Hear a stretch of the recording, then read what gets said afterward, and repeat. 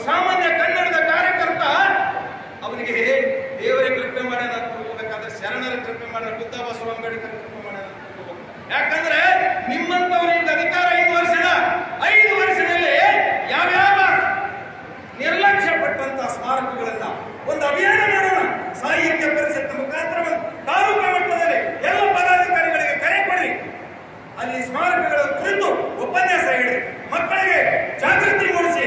ಯಾವಾಗ ಈ ಕನ್ನಡಿಗರಿಗೆ ಈಗಿಂದ ನಾವು ಬಾರಿಸು ಕನ್ನಡ ಡಿಂಡಿಮ ಚೆನ್ನಾಗಿ ಹೇಳಿದ್ರು, ಬಡಿದೆಪ್ಪಿಸ್ಬೇಕು. ನಾವು ಮಾಡಬೇಕು. ಪರಿಷತ್ ಅಧ್ಯಕ್ಷ, ನಾನು ಸಾಹಿತ್ಯ ಪರಿಷತ್ ಅಧ್ಯಕ್ಷ ಮಾಡಿದ್ದೇವೆ.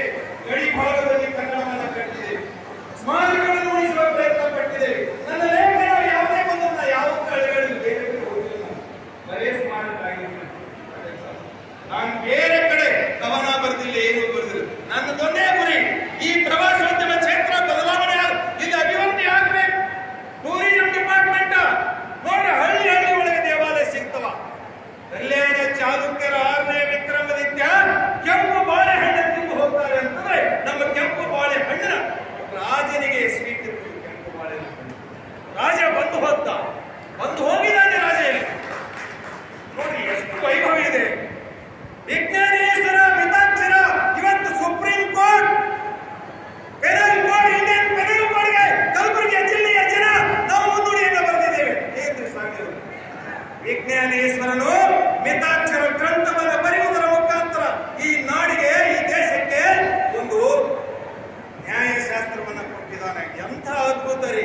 ಒಂದೊಂದು ಇತಿಹಾಸವನ್ನು ನೋಡ್ಬೇಕು ನೀವು. ಮತ್ತು ಗಣಿತ ಸಾಲ ಸಂಗ್ರಹವನ್ನು ಪಟ್ಟಂತವ್ರು ಯಾರು? ಮಹಾವೀರಾಚಾರ್ಯರು.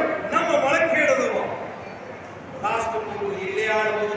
ಕಲ್ಯಾಣ ಚಾಲುಕ್ಯರ ಪಕ್ಕದಲ್ಲಿದ್ದರೂ ಸಹಿತ ಇದು ಅವರ ವ್ಯಾಪ್ತಿಗೆ ಸೇರಲ್ಪಟ್ಟಿದೆ. ನರೋಣ ಇರಬಹುದು, ನರೋಣದ ರಾಮಲಿಂಗೇಶ್ವರ ದೇವಾಲಯ ಎಷ್ಟು ಚೆನ್ನಾಗಿದೆ. ನರೋಣ ಒಡಲ ರಾಮಲಿಂಗೇಶ್ವರ, ನರೋಣ ಶಿವಲಿಂಗೇಶ್ವರ, ಎಂಥವು ನೋಡ್ರಿ. ಇಲ್ಲೇ ಹೊಳ್ಕೊಂಡ ಅಂತ ಬರ್ತಾ ಆ ಊರಿನಲ್ಲಿ ನಮ್ಮ ಇವ್ರು ತೋರಿಸ್ತಿದ್ರು ಪ್ರಜಾವಾಣಿ ರಿಪೋರ್ಟ್.